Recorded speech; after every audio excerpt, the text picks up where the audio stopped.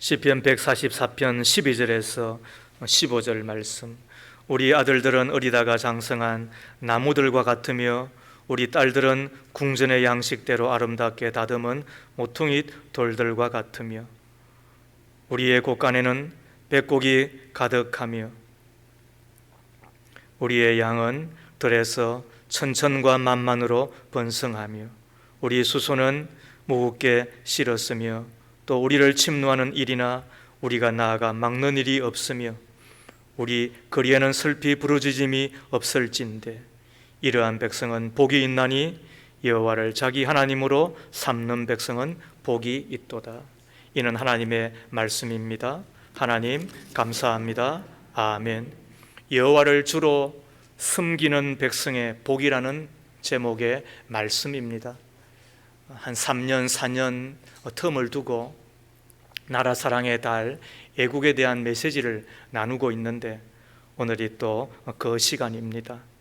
여호와를 주로 섬기는 백성의 복. 구소련에는 3가지 기적이 있다고 전하여집니다. 그 중에 하나는 가장 풍부한 살림을 가지고 있음에도 불구하고 쓸만한 종이 한 장이 없었습니다. 종이만 없는 것이 아니고 모든 것이 없는 나라가 되었잖아요. 서방의 의사가 모스크바를 방문했는데 호텔에서 자는 밤 너무 치통이 심하니까 병원을 찾아가서 그 치료를 받으려고 했더니 웬만하면 본국에 돌아가셔서 치료받으십시오 하더라는 거예요. 치통이 얼마나 고통스러운 것입니까? 그런데도 불구하고 마취제가 없으니까 그래서 본국에 돌아가서 치료를 받으라고 그날만큼 없는 나라가 된 것입니다. 모든 것이 있는 나라였는데 모든 것이 없는 나라가 되었으니까 기적이잖아요. 두 번째로 전 세계에서 가장 넓은 나라입니다. 그런데도 불구하고 먹을 양식이 없는 나라가 된 것입니다.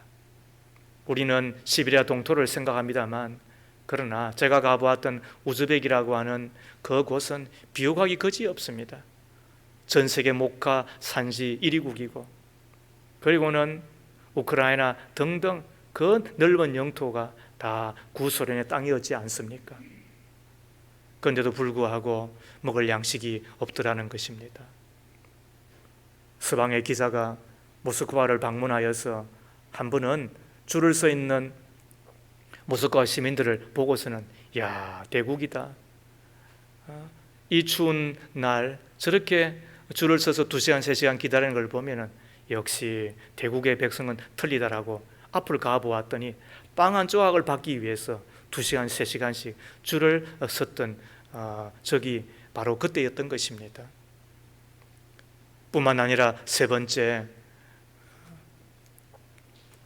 전 세계에서 가장 많은 원유를 생산하는 나라이지요. 그런데도 불구하고 마땅히 쓸만한 휘발유가 없는 나라, 그래서 자동차를 굴릴 수 없는 나라가 된 것입니다. 사우디아라비아를 제외하면 가장 많은 원유 산유국이잖아요. 그런데 휘발유를 생산하지를 못하니까 자동차를 굴릴 수 없는 나라가 된 것이지요.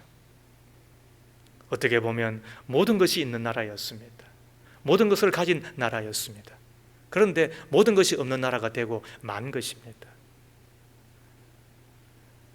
문화에 있어서도 소련은 대단한 저력과 실력이 있다고 전하여집니다. 한 사람이 들어가서 일주일 내내 보아도 다 보지 못하는 그 박물관을 100개 이상을 갖고 있는 나라였으니까 말이죠. 얼마나 대단해요. 그런데도 불구하고 나중에 보니까 다 없어지고 만 거잖아요. 기적이잖아요. 왜 그렇게 되었을까요? 1974년 3년 미국 뉴욕 공항에 내렸던 노벨 문학상에 그리고 소련 양심의 대표였던 솔제니친이 했던 이야기에 의하면 내 조국 소련은 곧 망합니다. 이유는 단 한 가지입니다. 우리가 하나님을 버렸기 때문입니다. 그 예견은 그대로 성취가 되고 만 것입니다. 그로부터 15년이 지난 1987년 고르바초프 대통령을 마지막으로 구소련은 해체가 되고 그리고 러시아 제국으로 추락하고 말잖아요. 성경은 우리에게 분명하고도 단호하게 말씀합니다. 하나님을 버리면 하나님도 버린다고요. 개인이 하나님을 버리면 하나님은 그 사람을 버리는 거예요. 나라와 민족이 하나님을 버리면 하나님도 그 나라와 그 민족을 버리고 마는 거예요. 시편 121편 1절과 2절 말씀에 의하면 내가 산을 향하여 눈을 돌리라. 나의 도움이 어디서 올까? 나의 도움은 천지를 지으신 여호와에게서로다 라고 말씀하셨습니다. 우리는 도움이 되시는 하나님을 바라보며 살아야 되는 것입니다. 영적으로 살아야 되는 것입니다. 도움 주시는 하나님을 바라며 하나님을 의지하며 하나님을 가까이하며 살아야 되는 우리들인 것입니다. 그때에 하나님께서 우리 모두에게 모든 좋은 것을 다 주시잖아요. 그러지 아니하고 영적으로 하나님을 멀리하거나 하나님을 버리면 하나님께서도 모든 좋은 것들을 다 가져가 버리고 마는 것입니다. 멀리 갈 필요가 없습니다. 이 땅에 남과 북을 보십시오. 같은 위도에 있습니다. 한반도 안에 위는 북이고 아래는 남인 것입니다. 저 북은 본래 산업이면 산업, 그리고 인재면 인재, 모든 것이 골고루 갖춰져 있는 지역이었습니다. 반면에 남쪽은 아무것도 없었습니다. 거지와 같았고 그리고 천하기가 거지 없는 곳이었습니다. 그런데 지금 와 보십시오. 50년, 60년, 채 1세기가 지나가기 전에 저 북은 거지가 되고 말았습니다. 이쪽 남쪽은 모든 것을 다 가진 부자가 된 것입니다. 무엇 때문일까요? 어떤 이는 교육열이 높아서 그렇다고 이야기를 합니다. 일리가 있습니다. 어떤 이는 강력한 리더십 때문에 이와 같은 결과를 낳았다라고 이야기도 합니다. 그것도 수긍합니다. 그러나 교육열로 따지면 인도를 따라갈 수가 없습니다. 인도는 똑똑한 민족입니다. 그리고 리더십 이야기하면 말레이시아, 인도네시아 따라갈 수가 없습니다. 저들도 우리보다도 훨씬 더 강력한 지도자가 나와서 이끌고 그리고는 앞에서 지도하고 그리하였습니다. 그런데도 불구하고 저들이 우리와 같이 되었는가? 우리는 장담할 수가 없는 것입니다. 그러면은 무엇 때문에 이 땅에 이와 같은 번영을 누리며 또 복을 받으며 살아가고 있는가? 한 가지밖에는 없는 것입니다. 그것은 하나님의 축복인 것입니다. 하나님께서 우리에게 은혜를 베풀어 주시고 우리의 가장 좋은 선물을 주시고 우리가 그것을 지금 다 누리고 있는 것 아니겠습니까? 오늘 하나님의 말씀을 보십시오. 12절 이하 말씀을 제가 읽습니다.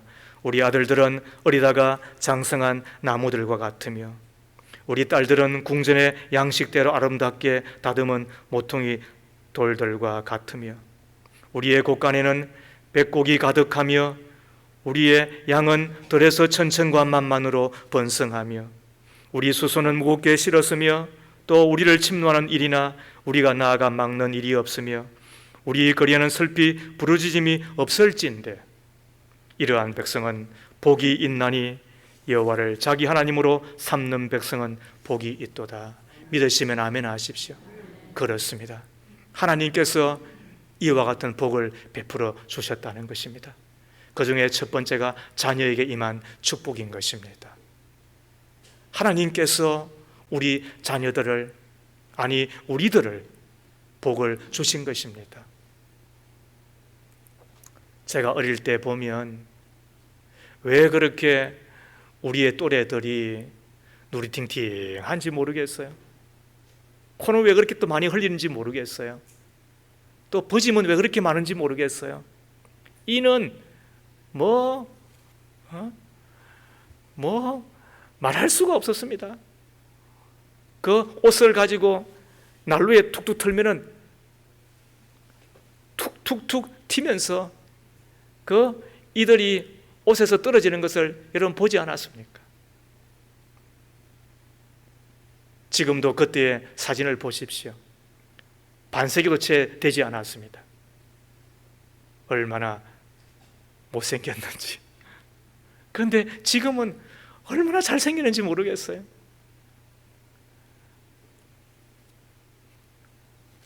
(6.25) 동란 때의 학생이었던 이가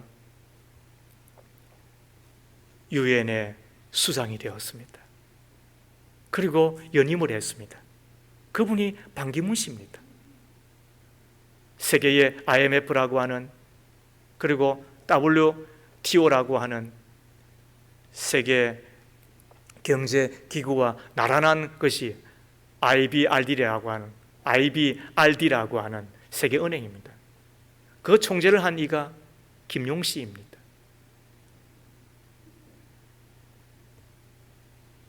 코로나19로 말미암아 가장 최전선에서 활약하고 활동하고 있는 게 WHO라고 하는 세계보건기구입니다.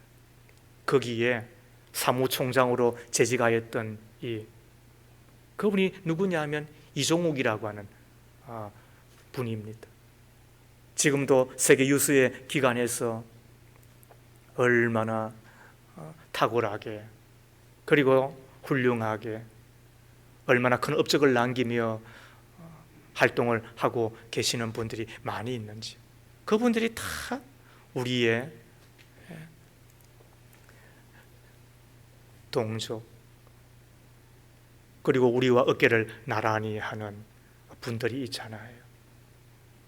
요즘은 문화의 시대라고 이야기하는 거 들어보셨죠? 예전처럼 딴따라가 아닙니다.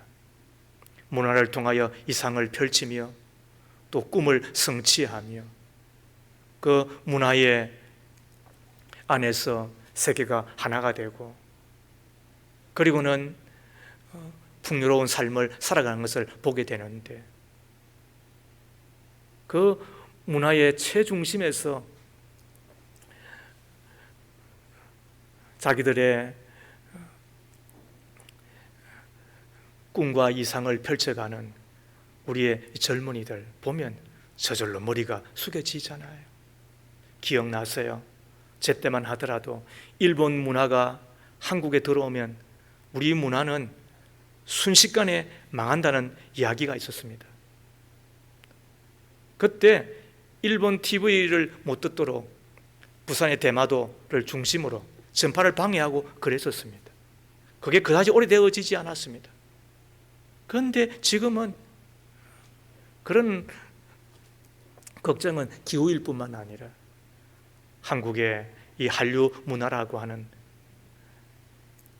우리나라의 이 젊은이들이 최전선에서 활약하고 있는 것들이 전 세계에 구석구석 들어가고 있는 것을 보게 되잖아요. 방탄소년단이라고 하는 그 그룹 여러분 들어보셨죠? 참 놀랍습니다. 어떻게 그런 활동을 하게 될까? 또 그런 이목을 끌며 전 세계가 그 방탄소년단의 노래를 들으면서 이제는 한국어를 배워야 되겠다고, 참 그분들의 면면들을 보면은 참 격세지감을 느끼지 않을 수가 없는 거예요. 어떻게 이런 일이 일어났을까? 우리가 뛰어난 우리 민족이라고 이야기할 수 있지만은, 그러나 하나님께서 주신 복인 거예요. 12절 말씀이 그대로 성취되는 것 아니에요? 우리 아들들은 어리다가 장성한 나무들과 같으며 우리 딸들은 궁전의 양식대로 아름답게 다듬은 모퉁이 돌들과 같아. 누가요? 우리 자녀들이 어떻게 가능한 거예요? 여호와를 주로 섬기는 백성에게 주시는 하나님의 축복인 거예요. 뿐만 아니라 경제에 임한 축복도 우리는 생각하지 않을 수가 없는 거예요.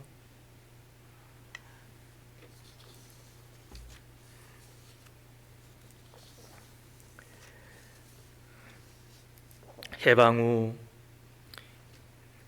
이 땅에는 거지들이 넘실거렸습니다.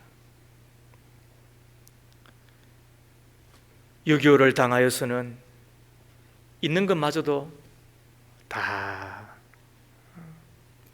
포탄에 맞아서 불에 타고 없어지고 말았습니다. 그때 배를 움켜쥐고 물을 들이키면서 촉은 목피라고 나무 껍질을 벗기고 나무 뿌리 뽑아서 먹는 것이 다반사였습니다. 일부 예배를 드리고 인사를 하였더니 우리 박종인 권사님이 눈물을 흘리면서 저한테 그러더라고요. 목사님, 제가 그때는 밥을 한 끼 먹으려고 배가 고파서 지나였던 때였습니다. 여러분, 그게 얼마 전의 일입니다.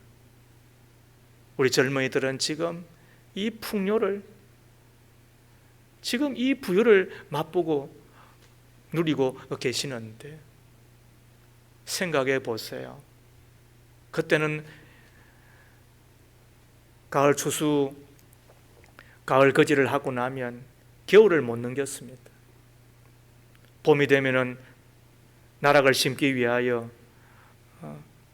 모짜리를 해야 되니까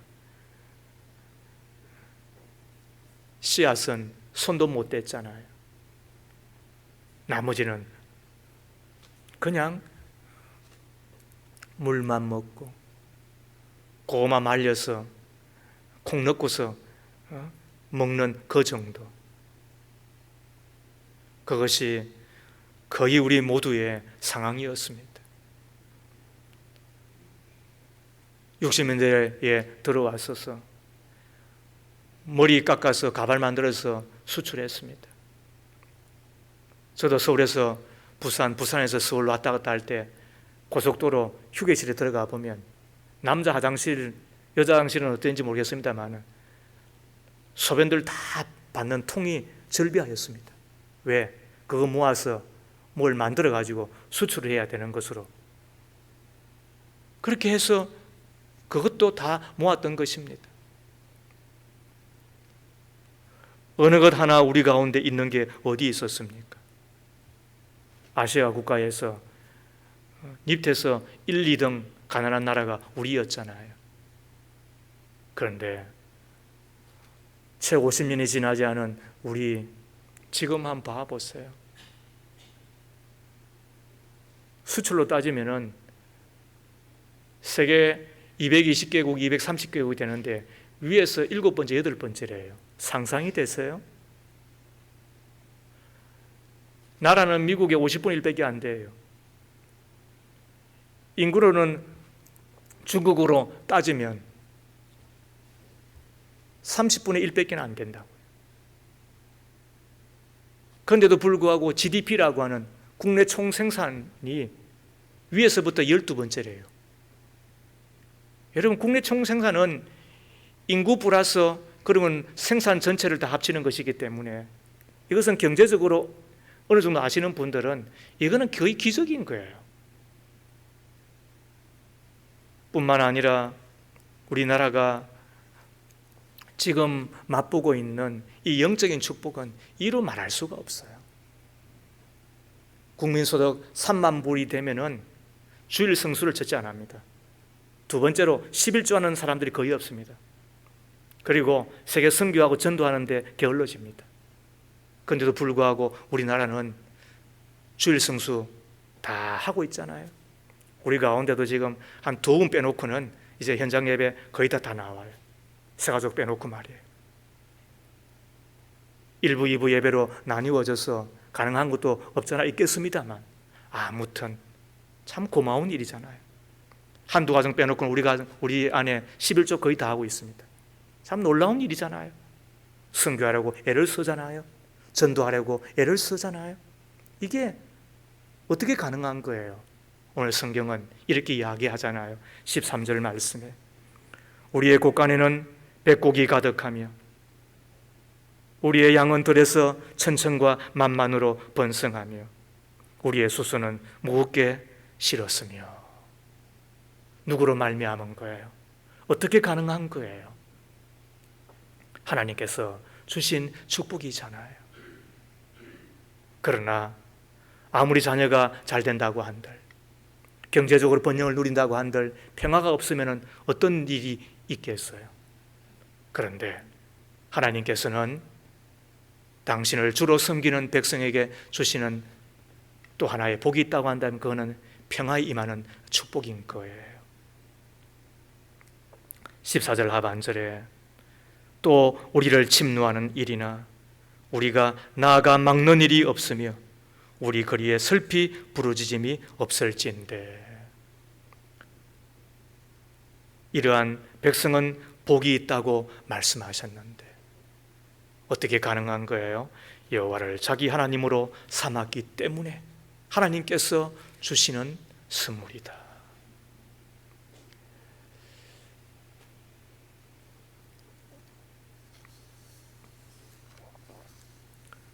이스라엘의 역사를 보면 꼭 공식이 있어요.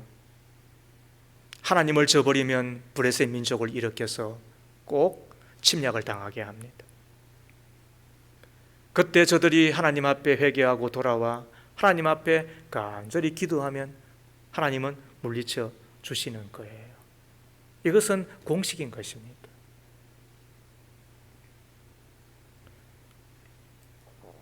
우리나라의 전쟁 횟수가 무려 931번이었대요. 사진으로 기록된 20세기 전쟁사를 보았더니 지난 100년 동안 지구상에 큰 전쟁만 무려 60건이 일어났대요. 우리도 6.25 참화를 겪었잖아요. 스탈린을 등에 업고 이 땅에 쳐들어왔던 김일성 저 북한의 군대에 의하여서 우리는 완전히 적화될 뻔했었습니다.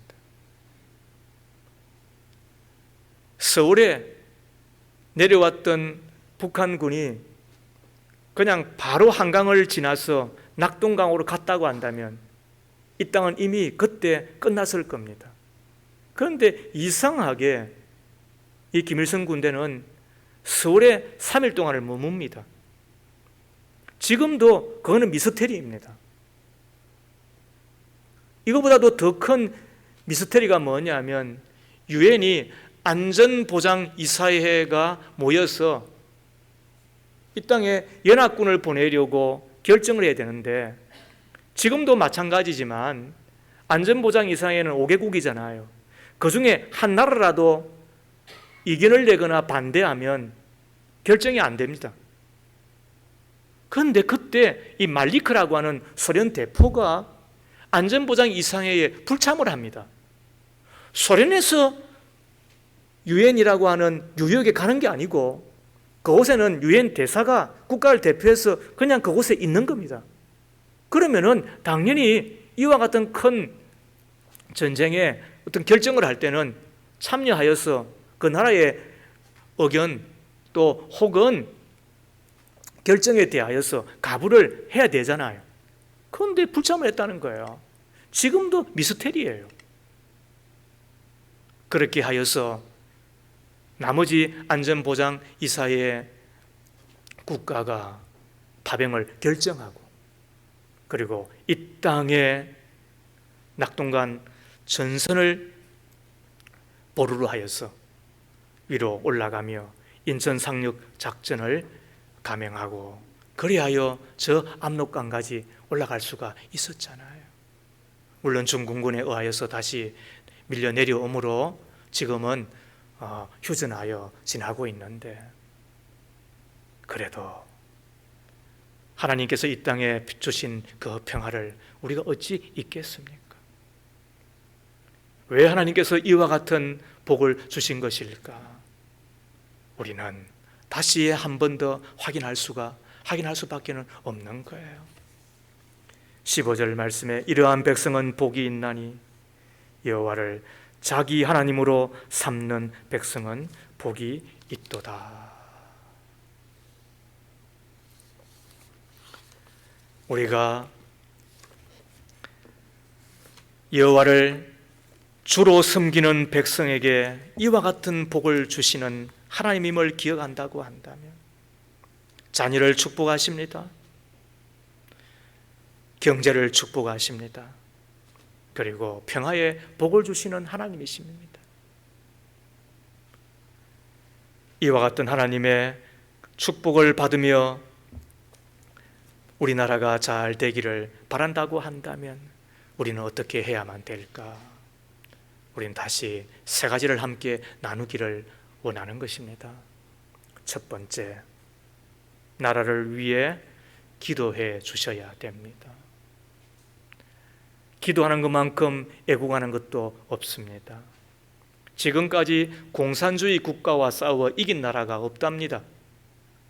미국이 얼마나 크고 강한 나라입니까? 그런데 미국이 월명을 이기지 못하였습니다. 중국어에만 하더라도 그렇습니다. 처음에는 장개석이 이끄는 국민정부가 훨씬 더 우세했습니다. 모택동이 이끄는 공산당은 당시만 해도 힘이 미약하였습니다. 그런데 모택동이 이끄는 공산당에 밀려서 1949년 12월에 대한민국의 경상남북도 정도 되는 자그마한 섬에 내려가서 대만이라고 하는 나라를 이룰 수밖에 없었습니다. 그러고 보면 공산당을 이기는 게 없다는 것입니다. 그런데 기억하세요. 공산주의 국가는 망하더라는 것입니다. 왜 그럴까요? 하나님께서 망하게 하시기 때문에 그런 겁니다. 출애굽기 17장에 보면 이스라엘 민족이 광야 가운데서 브레셋의 침입을 받잖아요. 아니, 아말렉 족속의 침입을 받잖아요. 아말렉 족속은 강한 용사이고 훈련이 잘 된 군사들입니다. 반면에 이스라엘 군사들은 오합지졸이잖아요. 싸우면 백전백패입니다. 여호수아가 군대를 이루어서 나가서 싸워보지만 그러나 얼마나 미약하고 또 아슬아슬합니까? 그때 모세가 아론과 훌과 함께 산에 올라가 멀리서 바라보며 손을 들고 하나님 앞에 간절히 기도할 수밖에 없었어요. 그때 신기한 일이 벌어집니다. 손을 들 때 여호수아의 군대가 아말렉 족속을 이기는 것입니다. 그런데 너무 힘이 들어서 손을 내리고 기도를 중단하면 아말렉 족속이 이기는 것입니다. 그때 아론과 훌이 모세의 그 아픈 손을 들고 함께 기도하였을 때 여호수아의 군대가 이기게 된 거잖아요. 지금도 기도하는 나라, 기도하는 민족을 하나님이 도우시는 거예요. 우리가 기도할 수밖에 없는 것이 다른 거 아니에요. 기도할 때 하나님께서 도우시고 우리로 이기게 하시고, 기도할 때 하나님의 당신의 권능을 나타내시기 때문에 그런 거잖아요. 그러므로 기도할 때에 특별히 책임을 지고 기도해 주시기를 바랍니다. 나라와 민족의 지도자들을 위하여 기도해 주시기를 바랍니다. 디모데전서 2장 1절 이하 말씀. 그러므로 내가 첫째로 권하노니 모든 사람을 위하여 간구와 기도로 도구와 감사를 하되 임금들과 높은 지위에 있는 모든 사람을 위하여 하라. 이는 우리가 모든 경건과 단정함으로 고요하고 평안한 생활을 하려 함이라. 우리가 꼭 기억해야 될 하나님의 말씀이잖아요. 어떤 때는 한심하기 거지없잖아요. 어떤 때는 어떻게 저분이 지도자감인가 여겨질 때도 있으시잖아요. 그런데도 불구하고 세우는 이가 여호와시면 우리는 기도에 드려야 되죠. 기도하는 이유가 뭐라고요? 우리가 경건과 단정한 가운데 고요하고 평안한 생활을 하기 위함이라고 말씀하는 거예요. 내가 기도할 때 지도자들이 공의와 정의를 가지고 이 땅을 다스리게 하나님이 도와주시더라는 거예요. 그래서 기도할 필요가 있는 것이지요. 무엇보다도 우리가 죄에서 돌이키도록 기도해야 될 것입니다. 대로마 제국은 외부적인 요건에 의하여서 망한 것이 아니라 내부적으로 부패했기 때문에 망하고 말았습니다. 소돔과 고모라 성은 10명의 의인이 없어서 하나님의 불심판을 받아서 멸망하고 만 것입니다. 잠언 14장 34절에 어느 민족이나 정의를 받들면 높아지고 어느 나라나 죄를 지으면 수치를 당한다. 얼마나 무서운 이야기입니까? 어느 나라나 죄를 지으면 수치를 당한다는 거예요. 그러므로 이 땅에 죄가 떠나도록 우리가 강력하게 기도하셔야 돼요.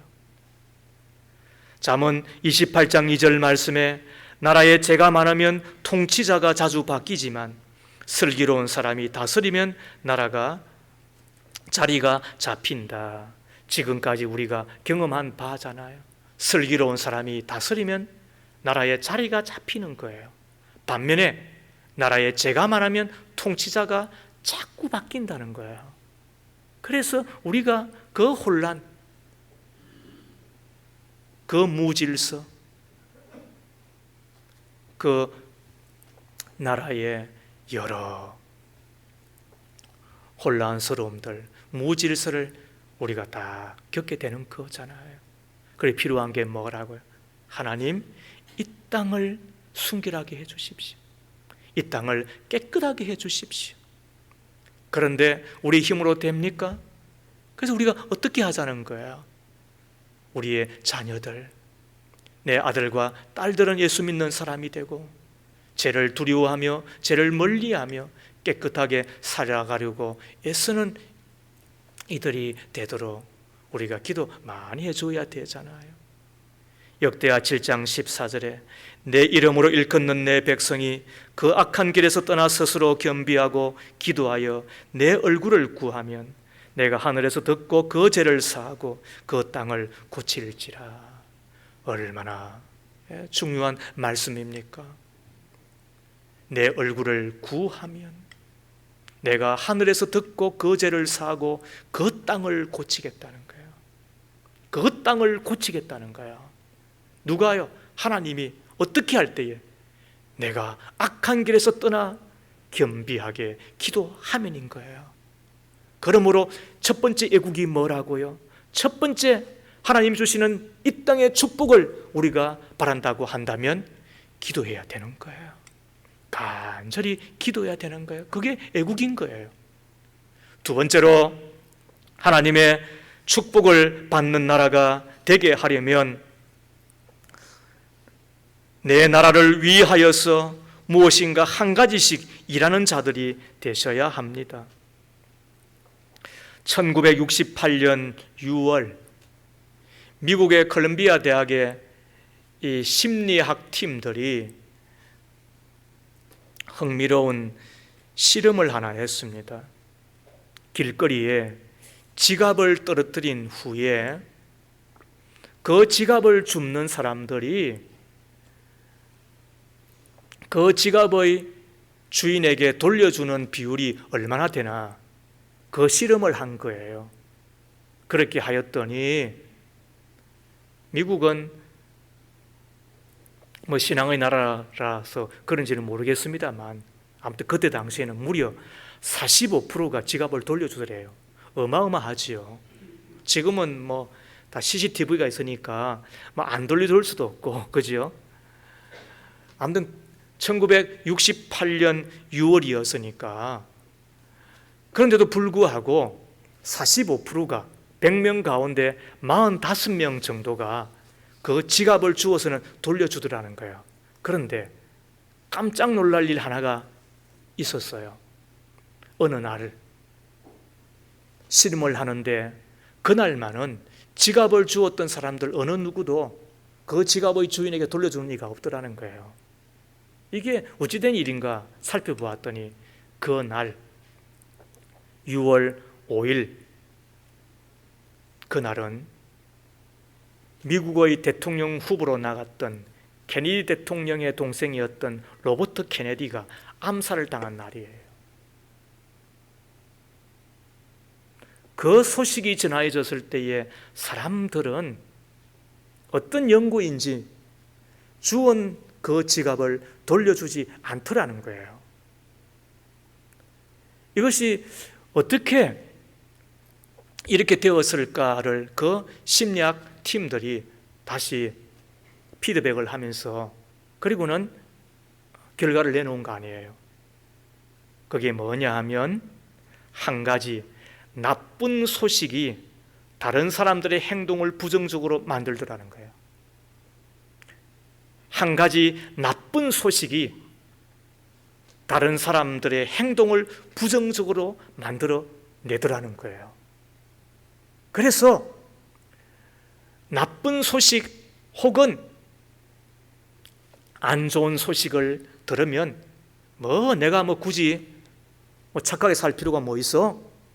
내가 다른 사람을 위해서 선하게 살 필요가 뭐 있어? 이렇게 막 나가버리더라는 거예요. 저는 이 이야기를 들으면서 생각한 거예요.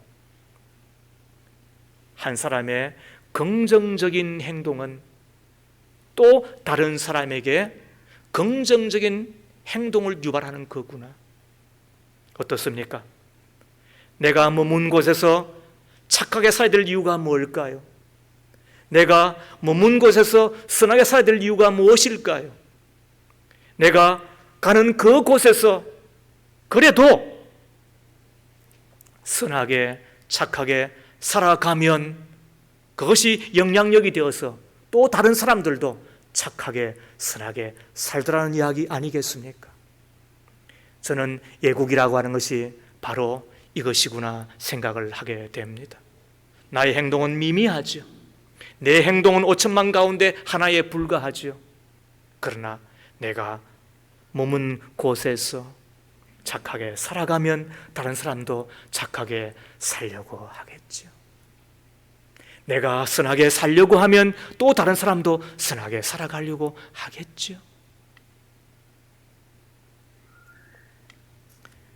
나라 사랑은 적은 것이라도 내가 할 수 있는 것을 실천할 때 건강하고 행복하고 자랑스러운 나라 대한민국이 되는 것 아니겠습니까? 안창호 선생은 평양 칠성문에서 강연하기를, 여러분, 어떤 사람은 대포와 총검으로 나라 일을 하고 어떤 사람은 문필과 연설로 나라 일을 하지만 어떤 이는 작은 일로 나라 일을 합니다. 나라 일은 여러 가지가 있어 시장에서 장사하는 이도 나라 일을 하는 것이요, 호미로 김을 매는 자도 저 솔밭에서 나무하는 자도 나라 일을 하는 것이지요 라고 이야기했다고 하는데, 여러분, 맞는 이야기지 않습니까? 그러므로 내가 시민으로 내가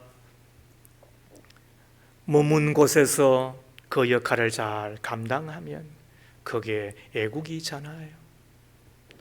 우리 젊은이들은 학생의 때에 공부를 하는 것이 애국이잖아요. 만남 가운데서 그의 인격을 존중하여 주고 그리고 에티켓을 지키며 살아가는 것도 애국이잖아요. 사업을 하는 이는 사업을 하시는 분대로, 또 혹은 직장인은 직장인대로 내가 주께로부터 받은 소임임을 잊지 아니하고 살아갈 때 그게 애국이지 않겠습니까?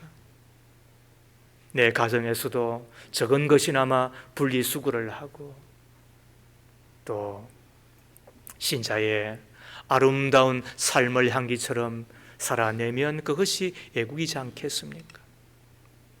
이제 곧 여름이 되고 또 심을 위하여 휴가도 떠나시고 할 텐데 그곳에서 꽃잎 하나, 나무 하나, 나무 한 그루, 그리고 자연 하나, 저절로 된 것이 아니라 다 하나님의 손길이 있음을 기억하고 내가 쓰다듬어주고 내가 아름답게 가꾸고 내가 그곳에서도 내 흔적을 지우고 돌아올 수 있다고 한다면 그것이 나라 사랑의 길, 애국하는 길이 되어지지 않겠습니까?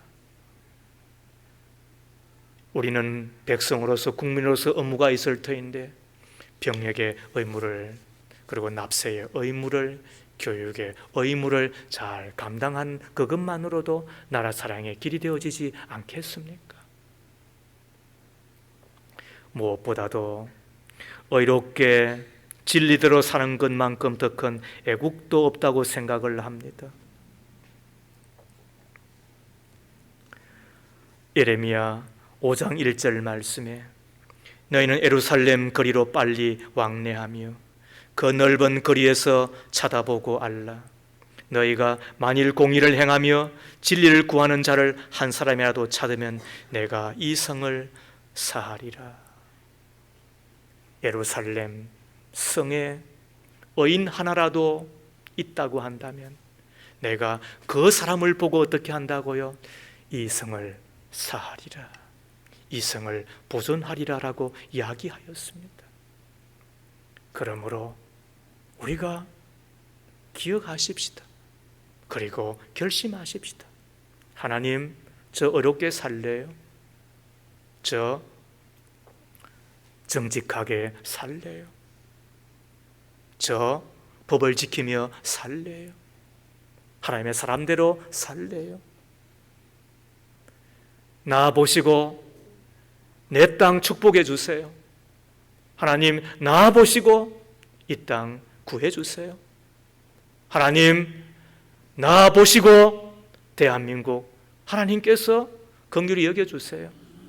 우리가 그런 대포를 가지고 기도하고 그런 마음을 가지고 책임 있게 살고 또 그런 정신을 가지고 살아가는 것, 그게 애국이지 않겠어요? 오늘 우리는 두 번째 애국이 뭐라고요? 적은 것이라도 내가 해가는 것, 선하게 착하게 살아가는 것, 그것이 나라 사랑의 길이잖아요. 좋은 나라 만드는 것이고 내 다음 세대들에게 자랑스러운 대한민국을 만들어서 선물로 드린 것 아니겠습니까? 아무리 세상이 변하여도 말이지요. 마지막 세 번째, 하나님의 축복이 임하는 우리나라 되게 하려면 꼭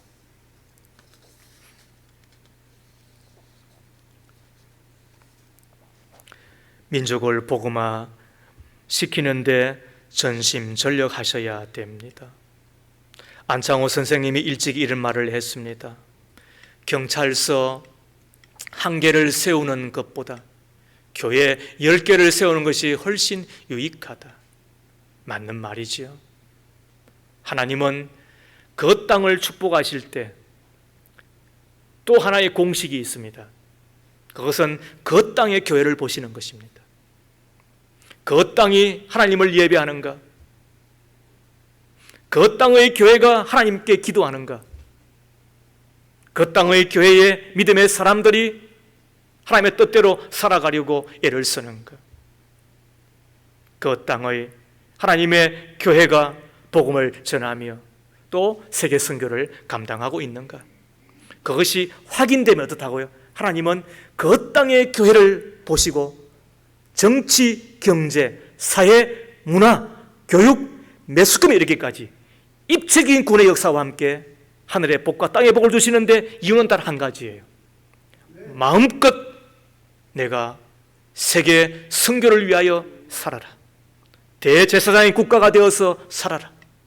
내가 내 교회를 보고 내 민족을 축복하겠다. 그것이 여러분 200년 전에 영국이었습니다. 100년 전에 미국이었습니다. 그리고 우리도 그 축복의 주자가 되어서 이 땅에 하나님의 복을 구가하며 그걸 누리며 간증하며 자랑하며 살고 있는 것입니다. 우리가 복음을 전해야 될 이유는 뭐냐? 그것은 한 사람 한 사람 예수 믿게 드리는 그런 정도가 아니라 그게 나라를 위한 것이고 애국의 길이고 민족이 부흥하는 길이며 하나님께서 내 자녀를 축복해 주실 뿐만 아니라 경제적인 번영과 함께 평화를 주시는 지름길이기 때문에 그런 것입니다. 시편 33편 12절 말씀을 보세요. 여호와를 자기 하나님으로 삼은 나라 곧 하나님의 기업으로 선택된 백성은 복이 있도다. 아멘인 것입니다. 나라 없이는 진정한 나 개인의 성공도 행복도 없습니다. 나라 없이는 가문의 번창도 영광도 없는 것입니다. 특별히 나라 없이는 교회도 없습니다. 일제시대 나라를 잃어버리자 교회도 문을 닫았던 기억을 우리는 평생 잊어서는 안 될 것입니다. 우리 그리스도인들은 모두가 다 나라를 사랑하는 애국자여야 할 것입니다. 우리의 마음속에 나라를 사랑하는 마음이 가득해야 될 것입니다. 이를 위하여 기도 많이 해주십시오. 간절히 기도하되 나라와 민족을 위하여, 그리고 이 땅이 순결한 마음을 가지고 주를 섬길 수 있도록. 종교개혁자였던 스코틀랜드의 존 낙슨은 하나님 앞에 기도할 때에 무려 20리 바깥에서도 그 기도의 소리가 울렸다고 이야기하잖아요. 그 기도의 소리를 듣고 존 메리 여왕이 하는 이야기가 100만의 군사와 존 낙스의 기도와 바꾸지 않겠다라고 이야기하고 있잖아요. 여러분 마음속으로 크게 한번 따라 하십시오. 내 조국이여 안심하라. 내가 기도하리라. 우리가 그런 마음을 가지고 기도해야 됩니다. 저도 공시사처럼 들릴지 모르지만은 새벽에 무려 2시간, 3시간 동안을 하나님 앞에 기도하는 이유는 뭐냐? 내 조국이여 안심하라. 내가 기도하리라. 기도하는 나를 보시고, 기도하는 우리를 보시고, 기도하는 교회를 보시고 하나님께서 이 땅에 복을 주실 것입니다.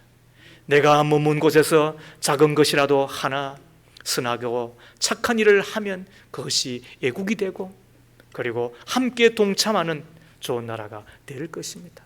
더 나아가 복음을 증거하며 예수를 증거하며 푸르고 푸른 그리스도의 계절이 이 땅 가운데 임할 수 있도록 피 묻은 십자가를 내 민족, 내 동족, 내 가족의 심장 가운데 심어주므로 저들이 다 주께로 돌아와 하나님을 기다리며 하나님을 바라며 그리고 하나님을 위하여 살아가는 대한민국, 좋은 나라 이 땅이 되어지기를 주의 이름으로 축복합니다.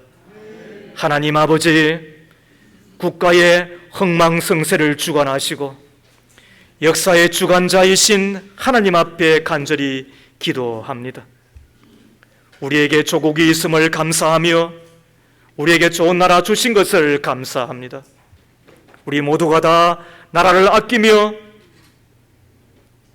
행복한 대한민국, 하나님께서 길이 서시는 우리나라가 되도록